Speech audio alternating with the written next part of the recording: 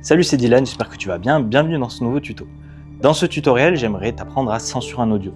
Tu sais, le truc qui fait un peu à chaque vidéo dès qu'il y a un gros mot.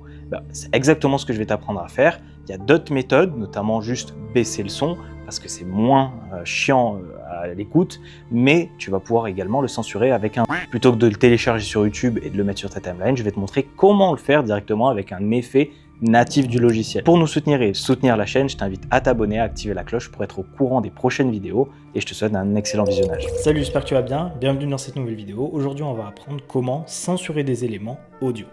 Donc, il se peut qu'un jour, ton client, il doit donner des informations, ou même sans le faire exprès, il donne des informations personnelles quand il parle, ou alors des gros mots dans une vidéo. Et tu as déjà entendu certainement des vidéos où la personne, il y a des bips dessus.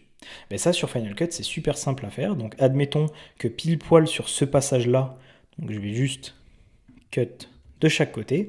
Admettons qu'il y ait une information sensible que je suis en train de dire pile poil sur ce passage-là. Déjà, ce que je vais pouvoir faire, je vais juste le mettre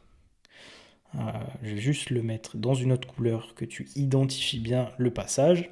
Donc, alors pour ça, pour rappel, pour changer le rôle d'une vidéo, tu peux faire donc sélectionner, clic droit, attribuer des rôles, par exemple audio, modifier les rôles.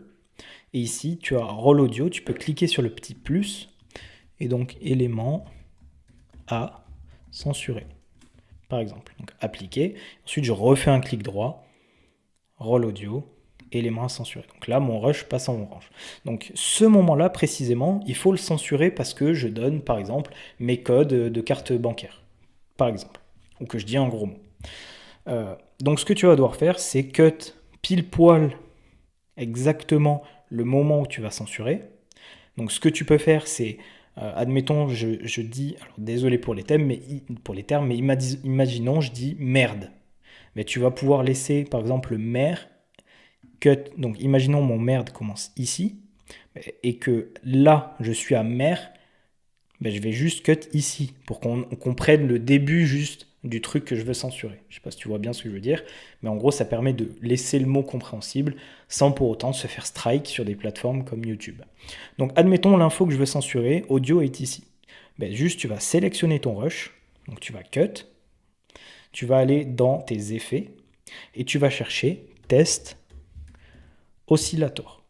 Et ensuite, tu vas double-cliquer. Donc là, tu vois que ton audio, il est passé à fond, et ça va te donner quelque chose comme ça. Donc attends, je vais baisser parce que je sais d'entrée que ça va être horrible.